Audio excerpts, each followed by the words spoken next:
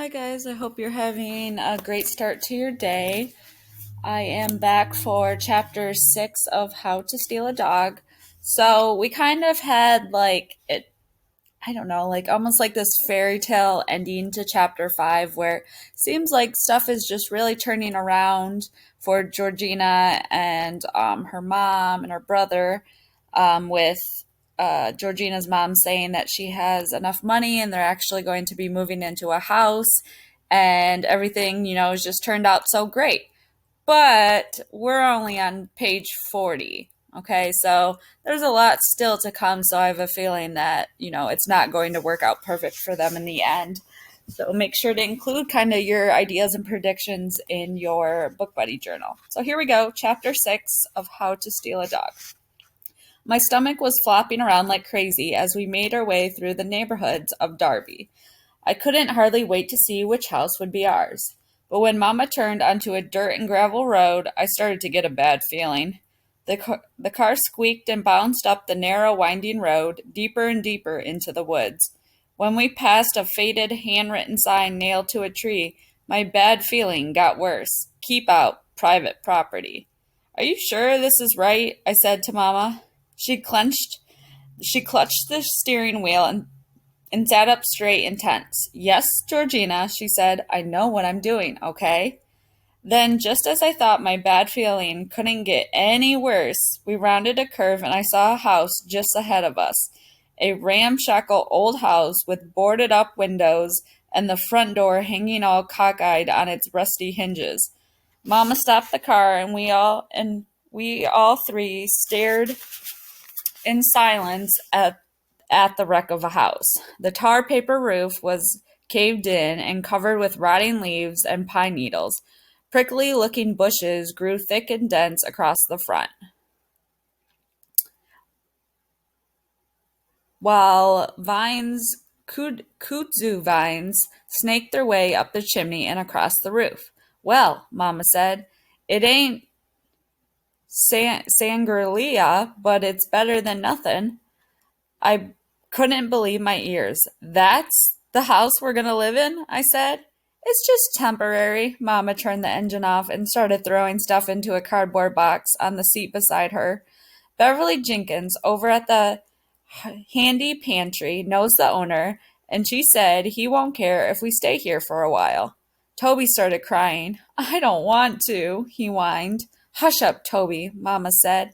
She got out and tried to push through the bushes that grew across the front of the house. Come on, y'all, she said. Let's check it out.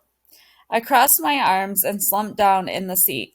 This just this just beat all. First I had to go and get a daddy who acted mean all the time and then just up and left us.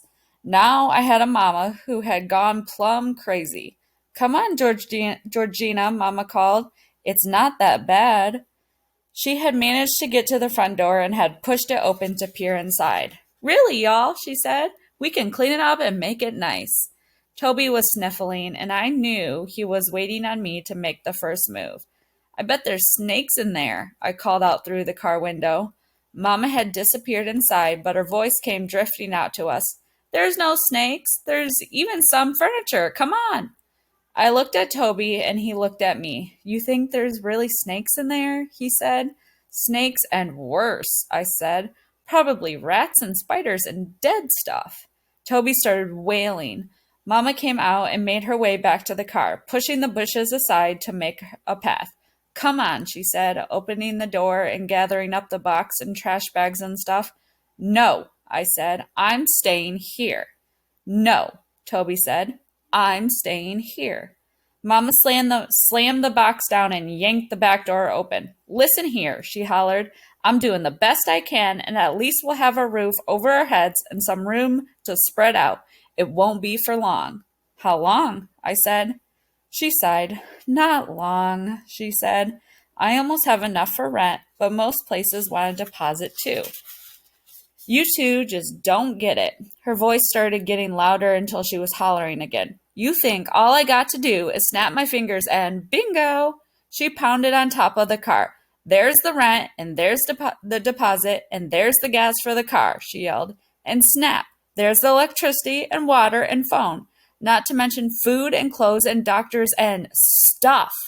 She kicked the car when she yelled the word stuff. Toby and I jumped. Now get out of the darn car and come inside, she said.